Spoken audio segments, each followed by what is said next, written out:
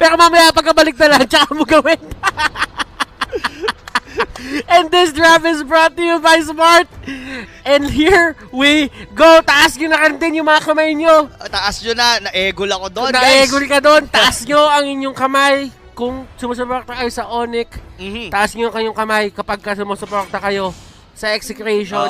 At bigay nyo lahat ng suporta nyo sa kanila. Kailangan nila to ngayon. Kailangan talaga nila to. Heartfelt talaga kahit anuman ang maging resulta dito ng laro na to. Pero yes, going back to the draft dito mga kaibigan, yung Reynolds and Selena will be the primary ban dito ng Execration. Meanwhile, for Onic, still, yung Ling hindi makakalusot at pati ang Jawhead dito sa ating 5 naging laro for this series. And wow. So, ano ba ang mga like a pattern na pwede nating balik-balikan? On Onic PH, they've won their 2 matches with a Hayabusa pick. I think Hayabusa is somewhat of the dark, di ko pwede sabihin dark horse pero parang a bane to Execration's existence kasi hindi naman siya yung typical na pinipili Yes. Parang ginamit sa inyo for the first time and 2 beses na kayo natatalo.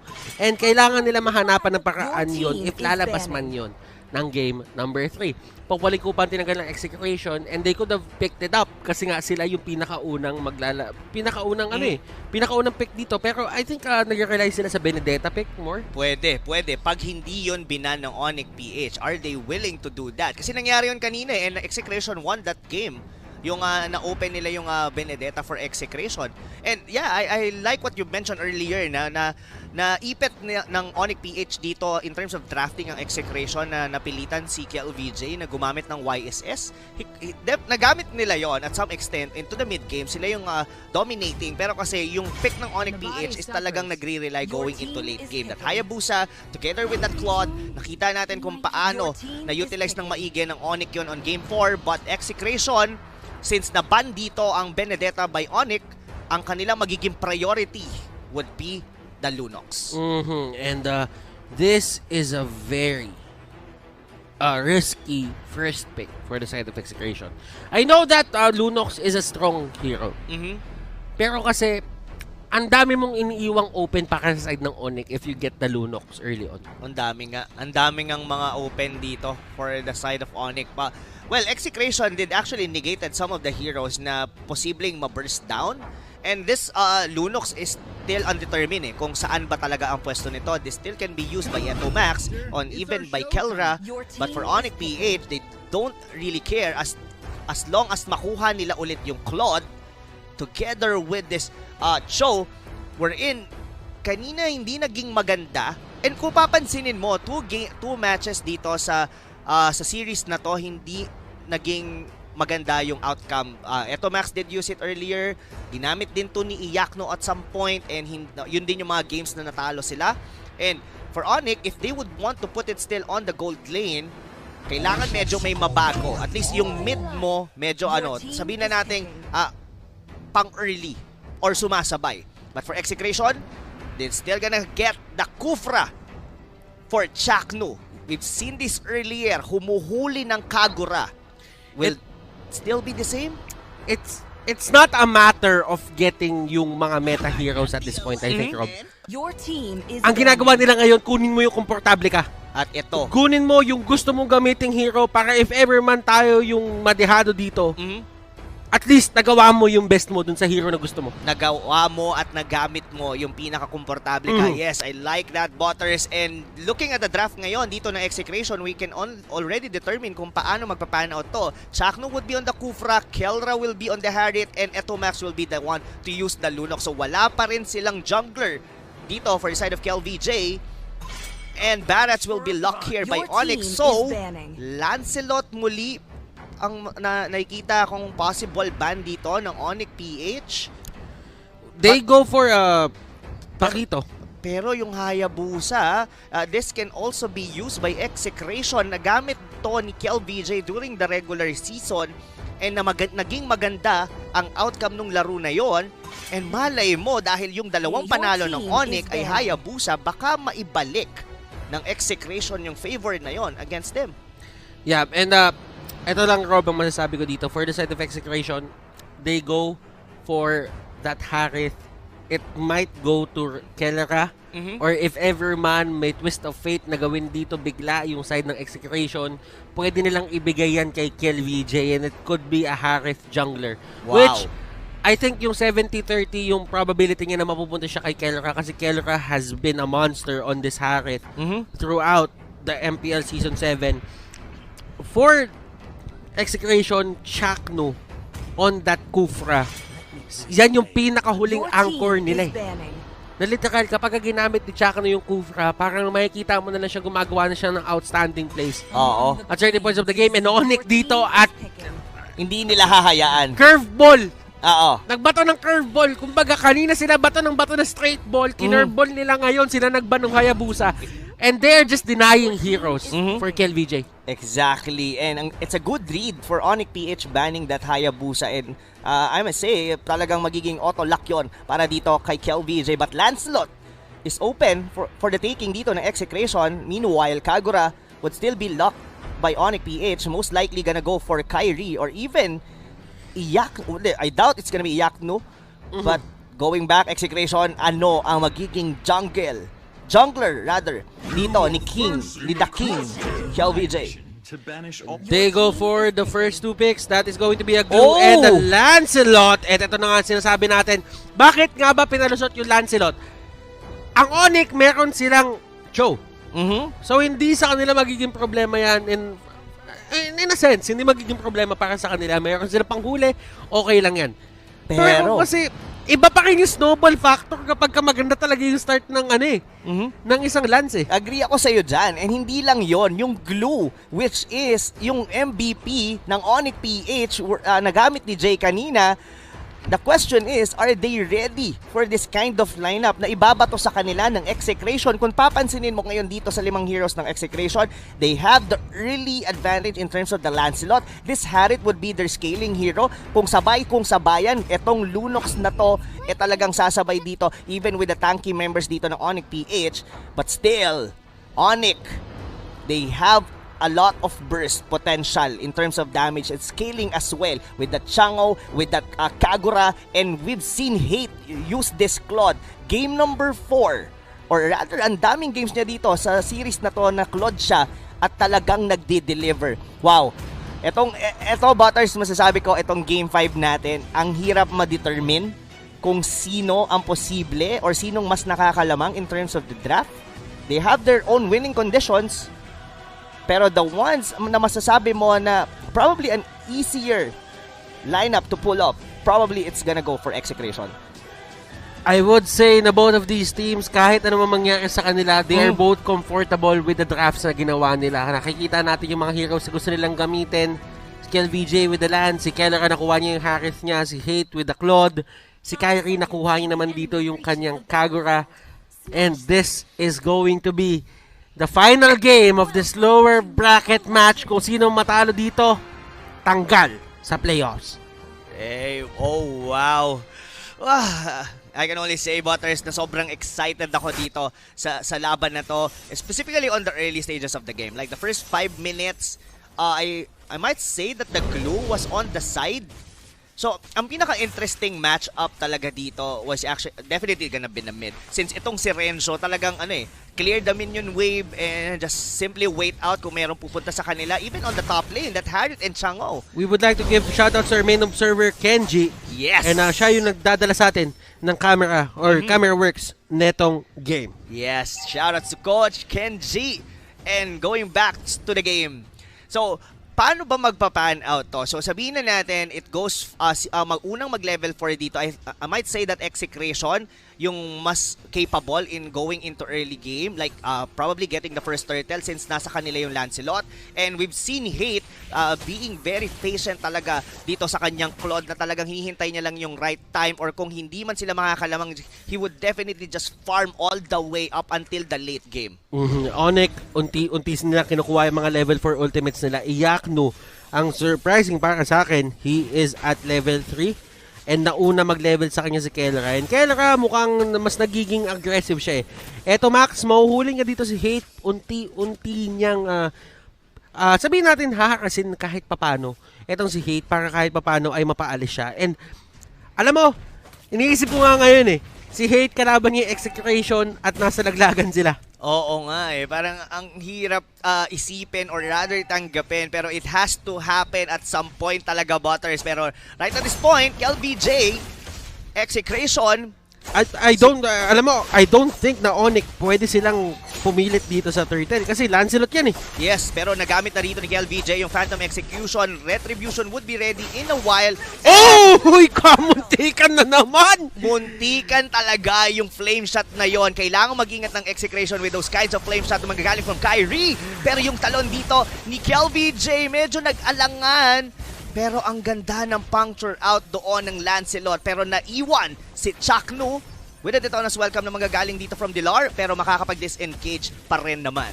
And kamuntika na doon si Lance. And actually, ang ganda ng effort ni Kyrie.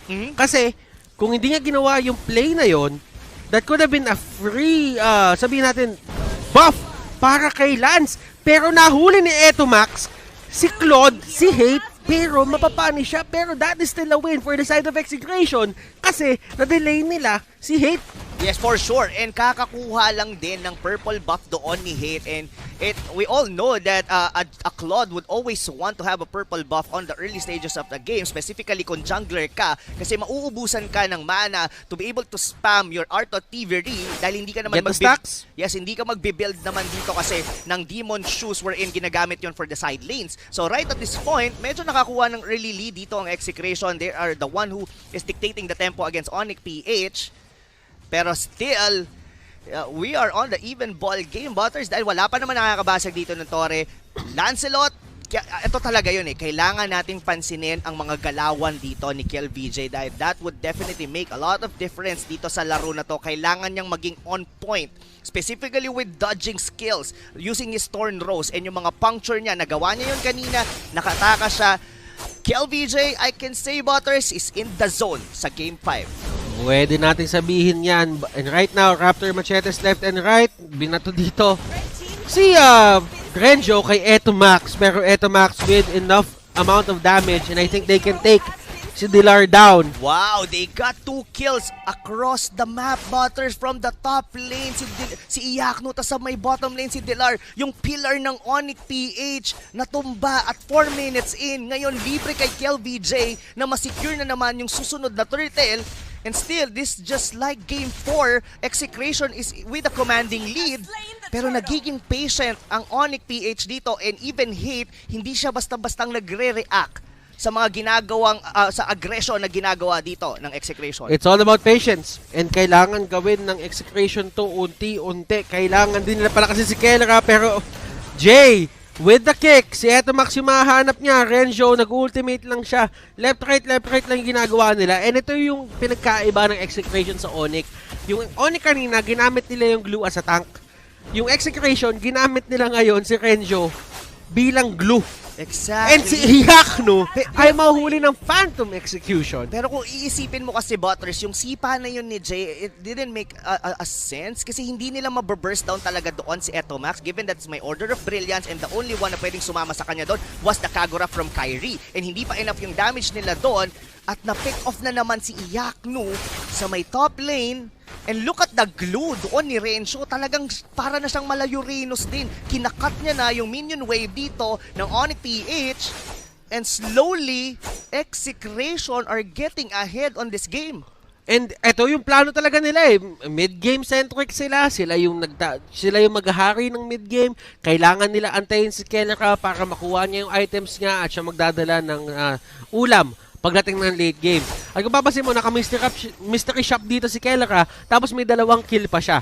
Talk about a better combination and a better start for the side of Execration. Napakaganda na ito ginagawa niya. Si Chakno sinipa niya, pero I think Jay has the Shunpo at makakatakas naman siya. Na-force yung retribution doon ni KLVJ with Dilar in that barracks. But once again, another pick-off from the top lane, and that's gonna be Kyrie at this point. At hindi na nagmamatter ngayon kung nagamit yung retribution na yon kanina at hindi napatay doon si Dilar dahil magre-respawn na naman yung susunod na turtle.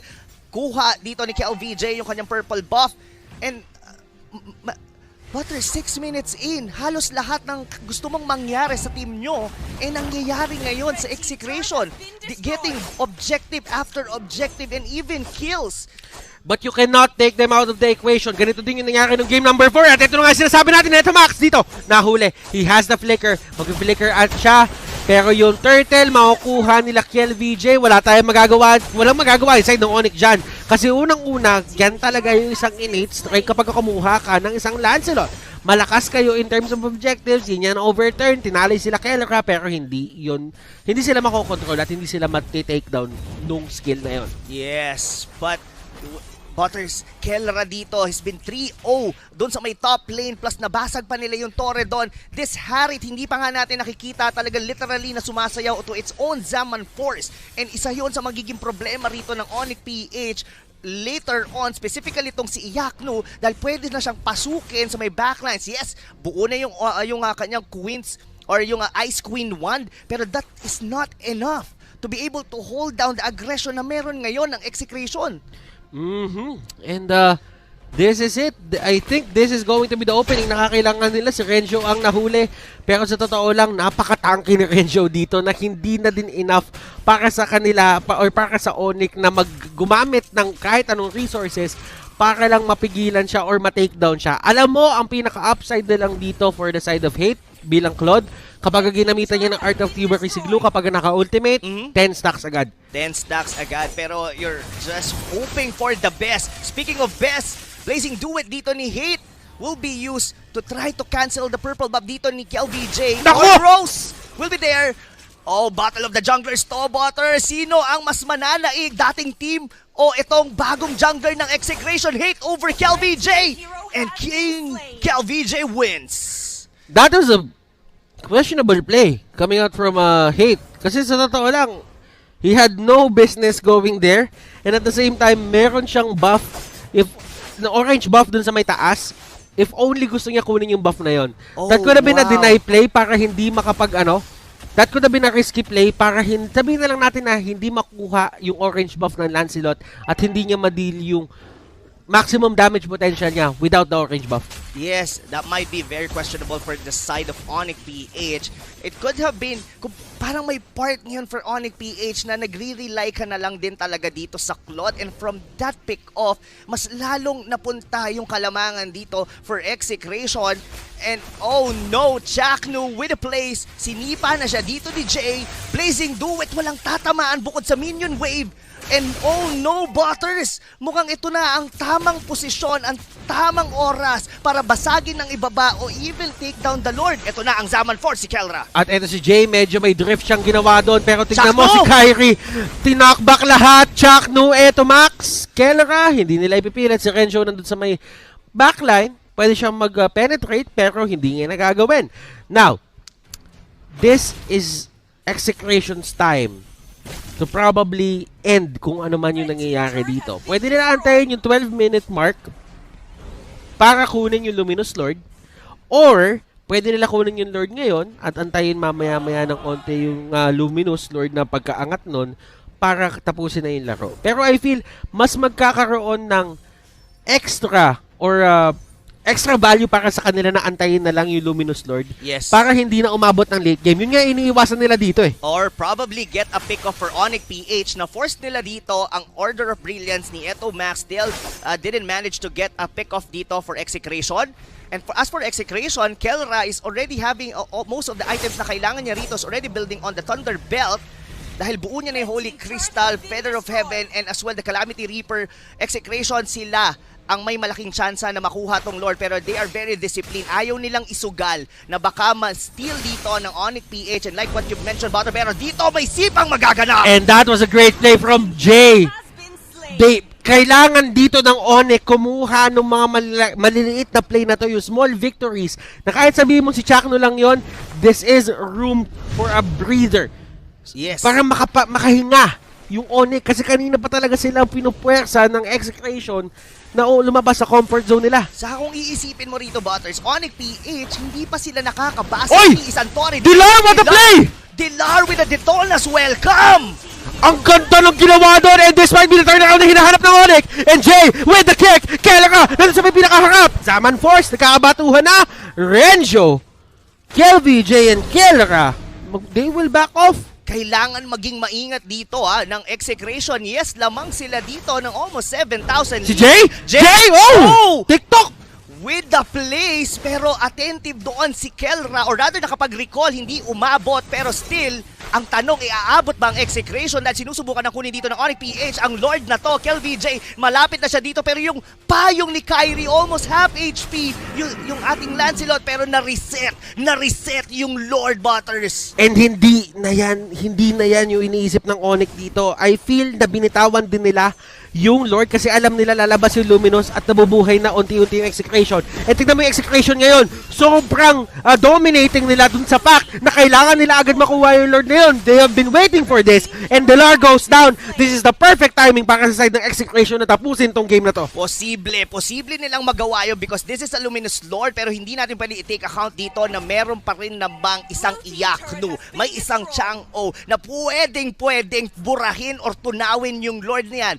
Yes, looking at the items nila ngayon, Ice Queen 1, Glowing 1, and Holy Crystal, enough naman ang damage ng isang Chang'o na yan to be able to deal a lot of damage. Pero yung mga outside turrets dito ng Onic, yan ang siguradong delikado. And hindi sumasama yung Execration doon sa may Lord. Ang ginagawa ng Exec, tinatry nila i-take down lahat ng outer tower para mapaliit nila yung mundo ng Onic. Onic, hanging by a thread. Tingnan natin kung paano nila gagamitin yung kanilang na-farm na items at yung kanilang hero potential dito. Yes, maganda ang pang-clear wave ng side ng Onic. Meron silang Meteor Shower, meron silang Blazing Duet, but it only takes one small misstep para ma-burst down ka ng Exe. Renjo with the place. Binody block niya yung Meteor Shower doon ni Iyaknu, kaya nakapag-dire-diretso yung pagbasag doon sa may taas. Kelra with a Zaman Force na pagbasag ng Torre sa gitna. Delikado na ngayon dito ang Onic. And Jay, pinilit niya kontrolin lahat ng members ng side ng Execration doon sa pagpasok at pag-tower lock. And here comes the fight! KelVJ! Oh my goodness, tinamaan siya kanina dito ng Blazing Duet, pero nag-take down 1 by 1, 1v1 laban mga kaibigan, and that is going to be Onic. They will be eliminated from the MPL playoffs. Oh wow, look at that! Execration, look at the faces dito ng mga members ng Exe, #ExeShot. And this winning moment is brought to you by Head and Shoulders. Lumalaban, kumakapit, Execration.